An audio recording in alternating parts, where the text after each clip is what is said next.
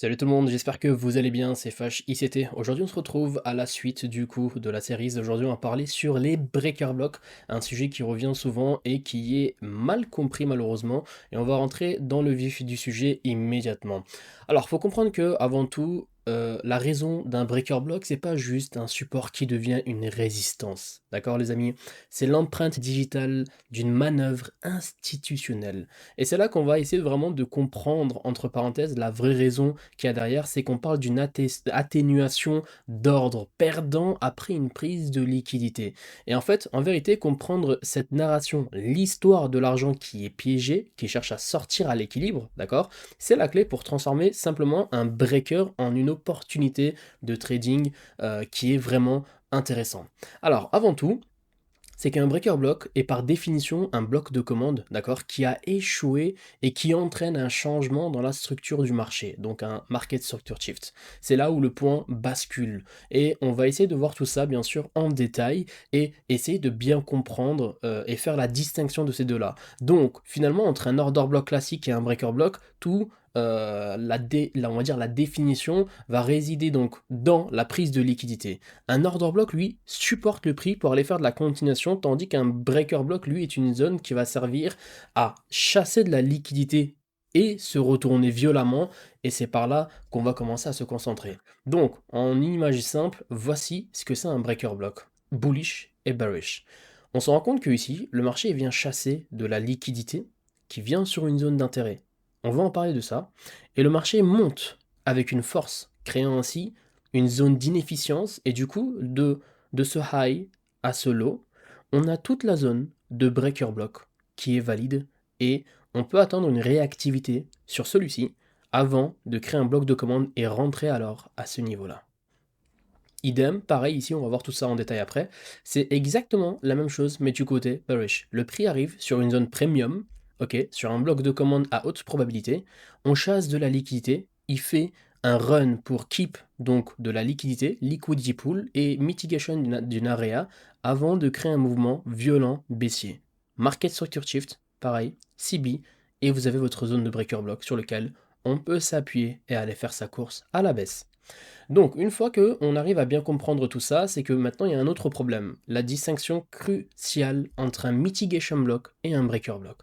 Comme on l'a vu, le breaker block, lui, il chasse de la liquidité, il nous fait un plus haut, il se retourne, il s'appuie sur sa jambe de prix précédente qui se situe à gauche, à ce niveau-là, avant d'entamer un mouvement bearish. Tandis qu'un mitigation block, les amis, c'est un marché qui fait un plus haut, qui fait un retracement, qui fait un échec, un failure swing. Et on va en parler des failure swing, il y a beaucoup de choses à dire sur ça, avant que le marché nous recrée un bloc de commande de continuation.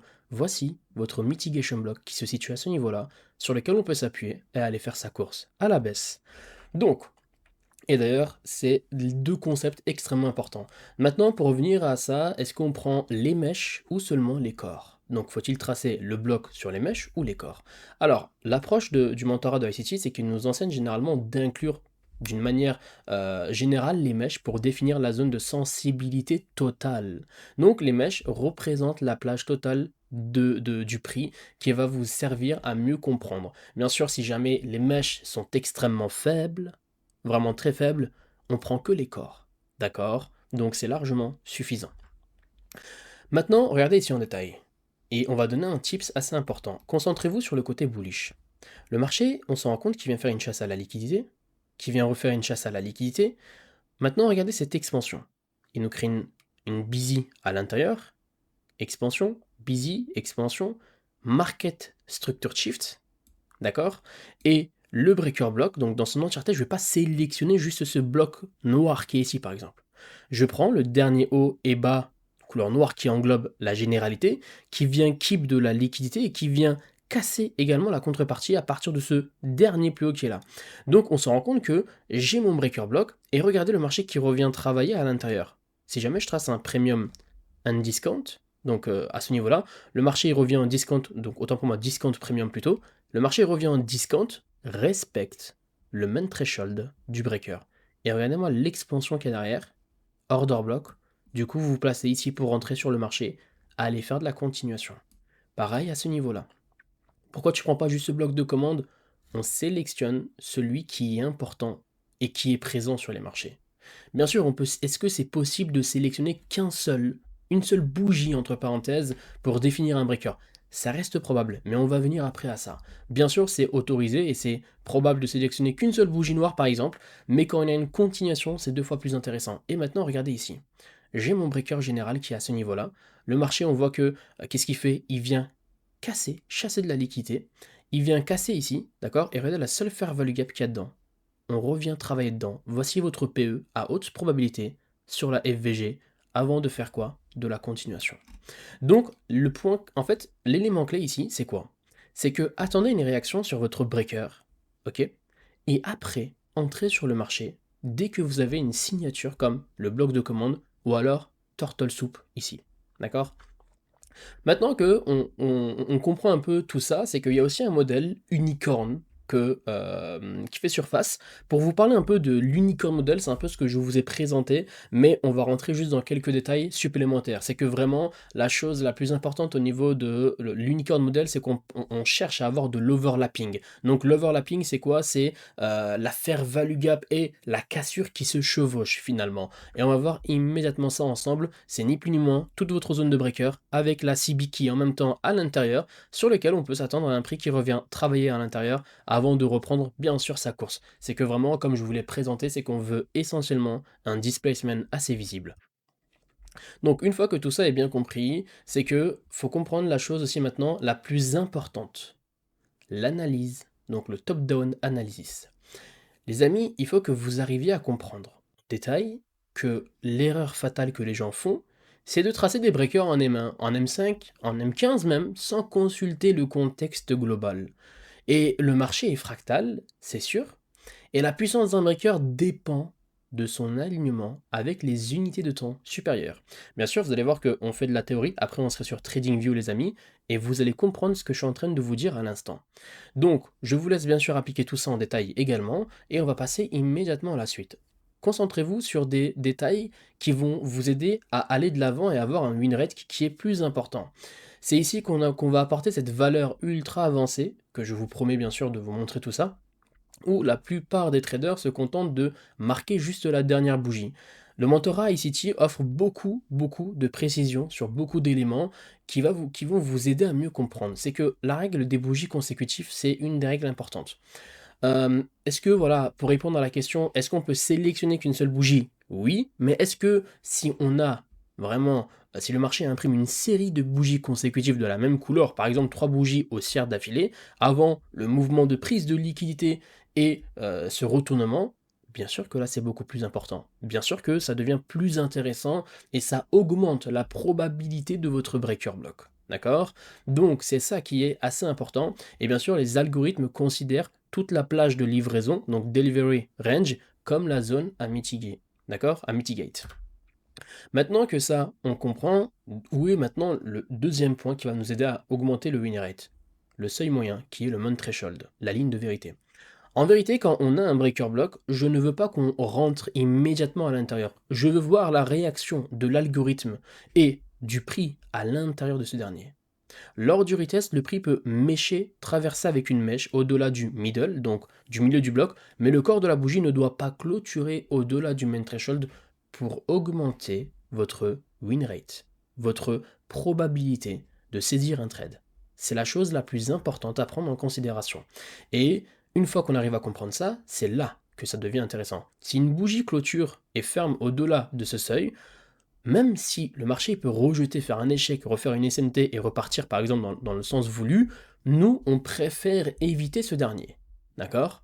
On préfère attendre une deuxième signature sur le breaker. Et je vais vous montrer après comment on va définir ça en détail. Il y a des tips assez importants que j'ai à vous montrer sur les graphiques. Donc les amis, c'est que ici maintenant, on va se concentrer aussi sur ça. Pourquoi finalement les breakers échouent? Parce que contre-tendance, par exemple. Pas de prise de liquidité et mauvais timing. Ce sont les éléments clés où les personnes traitent des breakers vraiment, malheureusement, sur des phases où on traite juste des concepts. Et c'est faux. Et on va voir tout ça ensemble. Par exemple, ici, prise de liquidité, d'accord, interne. Qu'est-ce que j'ai? Il vient casser Market Structure Shift. Ah, le main threshold est respecté, et je rentre du coup à ce niveau-là. Et on va aller faire la course du coup. Sauf que, qu'est-ce qui se passe? On a un mouvement bullish, le marché s'est mis à consolider, j'ai mon plus de high qui est ici, ma liquidité externe finalement qui est ici. C'est vrai que beaucoup de personnes qui vont être devant ce graphique peuvent se dire: «Ah, j'ai même des bougies consécutives carrément, j'ai même une IFVG qui s'est inversée, waouh intéressant, mais au niveau de la cassure, aucune fair value gap n'est visible, donc pas d'unicorn model au sens propre». Et deuxième élément, c'est que, est-ce que je respecte mon plan? Et vous allez voir que malheureusement, dans beaucoup de cas de figure, littéralement, qu'est-ce qui se passe? Le marché va vous SL et du coup, regardez maintenant en détail ici, celui-ci, d'accord? Concentrez-vous ici. Cette, cette suite de bougies noires qui vient chasser, sweep, sweep, casser ici, avec une forte cassure, et bien sûr à ce niveau-là, le marché va aller recontinuer à faire des plus hauts. Et la chose la plus importante, c'est votre EPDA. J'ai pas créé de reversal ici. Donc ce mouvement qui est là ne suit pas mon EPDA. Vos breaker block à haute probabilité suit toujours votre EPDA. Je vous laisse aller regarder la vidéo sur l'EPDA où je parle de ces détails-là. Bien sûr, donc on va se concentrer sur ça, sur TradingView, et pourquoi finalement vos niveaux de support résistance entre parenthèses ne marchent pas, parce que vous ne comprenez pas l'order flow institutionnel. Et je vais aller faire du top-down analysis avec vous, et bien sûr il y aura une vidéo sur ça, ne vous inquiétez pas. Et également, les amis, petite annonce, ce dimanche, le bootcamp gratuit de 2 semaines va être lancé avec énormément de plus-value, avec énormément donc d'éléments à rapporter. Donc là, je vous montre l'image de ce qu'il y aurait dans ce bootcamp et comment on va travailler ensemble. Donc les inscriptions débuteront dimanche et bien sûr, c'est limité à 250 personnes actuellement. On verra si on n'augmenterait pas ça principalement. Mais donc voilà. Donc les amis, finalement, let's go, on se retrouve sur TradingView. Donc, nous voici sur TradingView, les amis. On va se concentrer principalement à ce niveau-là, donc sur un graphique en 4 heures, ok. Et je veux que principalement on essaie de se concentrer au niveau du price action. On voit qu'on est dans une espèce de grande consolidation générale, hein, et on prend notre dernière jambe de prix qui est notre swing high qui se situe alors ici à notre dernier swing low qu'on a dans cette jambe de prix qui est ici. Et maintenant, concentrez-vous dans la dernière jambe de prix bullish qu'on a eu ici. D'accord? Et je veux qu'on regarde comment le marché a réagi principalement à ce niveau-là maintenant. Quand je regarde ma bougie daily, d'accord, la dernière, on voit que le marché est arrivé retravailler dans une zone d'inefficience inversée, donc IFVG, d'accord, sur lequel le marché l'a rejeté parfaitement. Donc, est-ce que maintenant, la première question, je suis arrivé sur une zone discount? La réponse est oui. Est-ce qu'on a eu une certaine réactivité? La réponse est oui. Maintenant, quand je regarde dans l'H4, d'accord, regardez principalement à ce niveau-là. Donc, ici, j'ai une chasse à la liquidité qui s'est mis en place là-dedans. Et bien sûr, on a le market structure shift qui se situe à ce niveau-là, parfaitement ici. Donc, est-ce que dans ma higher time frame, bien sûr, c'est applicable sur toutes les time frames, hein, on va bien sûr regarder tout ça en détail, c'est pour comprendre déjà le top-down analysis, avant tout. Maintenant, j'ai une jambe de prix interne qui est de ce dernier swing low qui a fait une base d'IOFED à mon dernier swing high qui se situe alors à ce niveau-là. Regardez où est-ce que le prix est arrivé. Donc j'ai toute ma zone en H4 de breaker block qui se situe à ce niveau-là. Donc une fois que j'ai ça, je peux aller maintenant, par exemple, en 1 heure et on va vérifier qu'est-ce qui se passe en 1 heure. Ok les amis? On va bien sûr appliquer les sessions par rapport à tout ça. On va attendre la session de l'Asia pour débuter tout ça. Mais maintenant, regardez, on a à ce niveau-là, en H4, un gros breaker block, entre parenthèses, hein, d'accord? Mais on va aussi également appliquer, entre parenthèses. Donc je mets maintenant en évidence le breaker block H4 qui est donc à ce niveau-là. D'accord? Donc on le met en évidence. Je passe maintenant en H1 et bien sûr, vous allez voir directement tout ça en détail. Donc il est à ce niveau-là le breaker block H4 et regardez la zone d'inefficience que le marché nous crée. Maintenant, regardez dans votre H1. On a également un breaker block qui est ici. Du coup, comment on trade ce dernier? Tu attends que le prix arrive dessus principalement. On va laisser passer bien sûr la session asiatique. On voit que ce dernier débute. Le marché arrive à l'intérieur. Ok? Donc on va bientôt débuter la session ni plus ni moins de London. Donc le temps est également important. Du coup, est-ce que le marché est en train de respecter principalement le main threshold? Oui, on touche même pas le main threshold pour vous dire ça. Et si je me concentre principalement même sur celui-ci qui est là en H1, d'accord, hein, on voit la continuité qui vient chasser de la lique, qui vient chasser de la liquidité, qui revient en discount et nous donne une expansion qui vient créer également à ce niveau-là votre market structure shift. OK? Et le temps, qui est votre élément clé. Maintenant, je passe en M5. Maintenant que le marché est venu travailler dedans et du coup, nous, à ce niveau-là, on a du coup le breaker block qu'on a raffiné en H1, d'accord? Donc je la note sur le graphique pour pas qu'on l'oublie.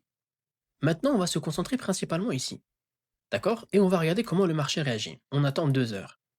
Regardez maintenant en détail à ce niveau-là. OK? Ici, le prix vient nous faire un échec. C'est ce qu'on appelle d'ailleurs un failure swing. C'est ça qu'on va bientôt on va en parler. Je mets un X pour dire échec entre parenthèses ici. C'est des éléments qu'on va parler en détail plus tard ensemble. Maintenant, deuxième élément, le swing low qui vient keep de la liquidité et le dernier high qui nous fait un dernier plus bas ici. On a alors ici notre nouveau breaker block. Maintenant que le marché vient passer par-dessus, vous pouvez alors, à partir de maintenant, mettre votre PE à l'intérieur sans aucun problème, en mettant votre SL bien sûr en dessous du breaker ou alors en dessous de toute la jambe de prix qui se situe à ce niveau-là. Et du coup, qu'est-ce qu'on va aller viser? On a la High à venir viser, pour commencer. On peut bien sûr dézoomer et chercher un doll ensemble, et on va essayer de comprendre qu'est-ce que j'ai comme doll. On va passer en H1, et on va regarder ensemble, et on va essayer de déterminer un doll ensemble. Les amis, rappelez-vous que tout a été mitigate. Regardez ça. D'accord? On voit que tout est mitigate. J'ai ici quoi? Un BPR. Alors, ça peut servir de premier TP auquel on peut finalement essayer de venir et regarder la réaction. Donc, on a notre doll qui est alors à ce niveau-là. On fait ça, on dézoome le graphique et c'est parti. Premier point, on se fait déclencher. Écoute, j'ai eu peur de rentrer ici, dès le début de session, je voulais une certaine signature supplémentaire. Comment je fais maintenant pour rentrer? On reste patient, le marché fait son expansion et à partir de maintenant, c'est là qu'il va falloir rester extrêmement patient parce que je vais vous montrer comment on trade finalement un vrai breaker. Et là, les personnes qui vont commencer à se dire, ici, le marché, regardez, m'a fait un breaker block à la baisse parce que je suis venu mitigate le dernier bloc de commande, est-ce que je peux sell le marché et partir? Rappelez-vous, ça ne suit pas votre EPDA et ça ne respecte pas votre plan bullish. Mais du coup, où est mon nouveau breaker? Là.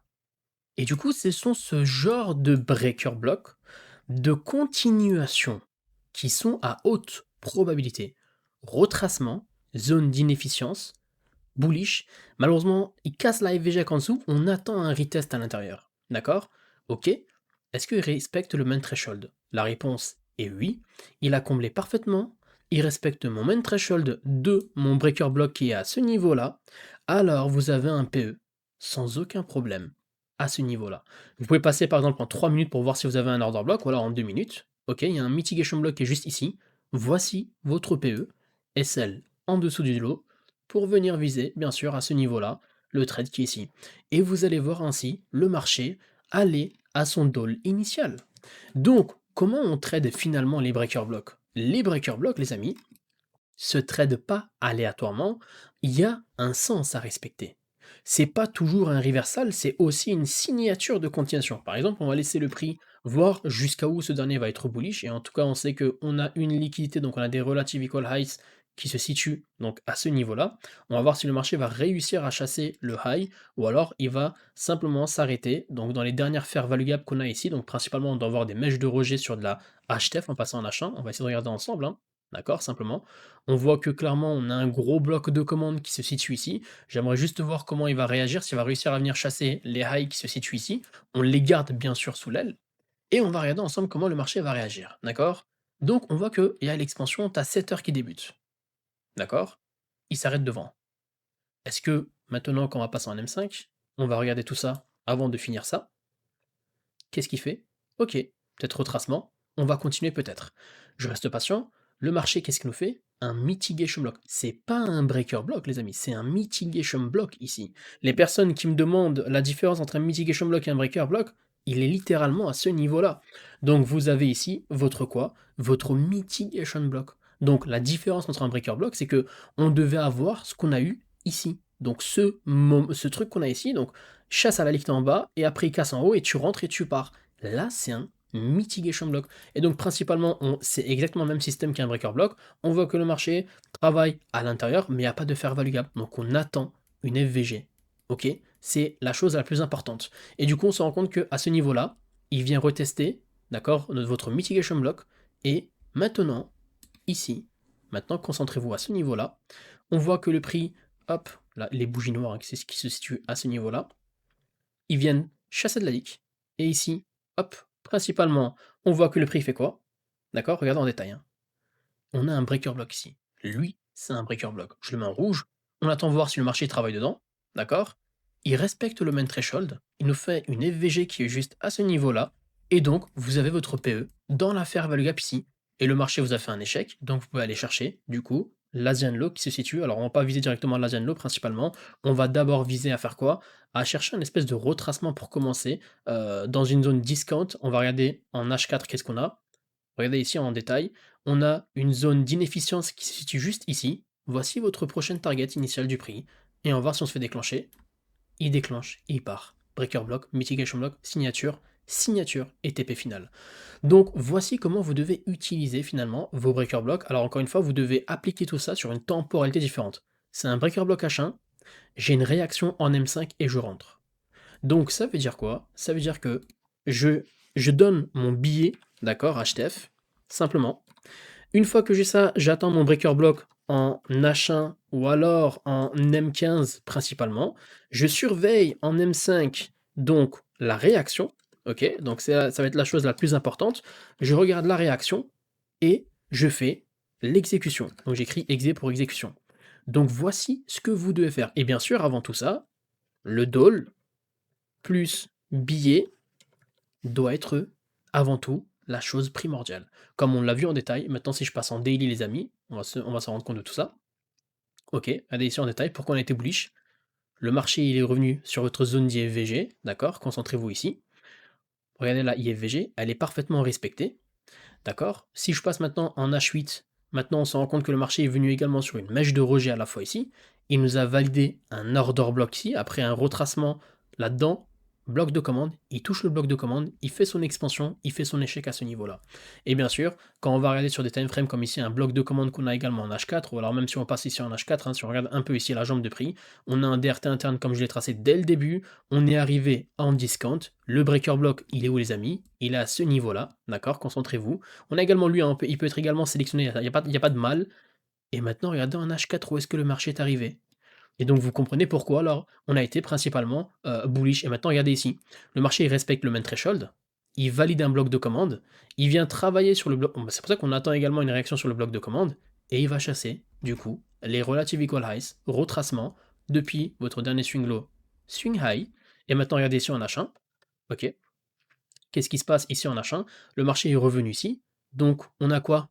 À ce niveau-là, un breaker block. On sélectionne, donc on a même cette mèche, hein, donc avec les bougies noires ici. Je l'étends. Et bien sûr, quand on va regarder ici en LTF comment le marché réagit, on voit qu'il nous fait une consolidation à l'intérieur. Donc, EPDA continuation. Mais si je concentre maintenant ma vision en M15, parce que du coup, la H1, il est peut-être beaucoup large.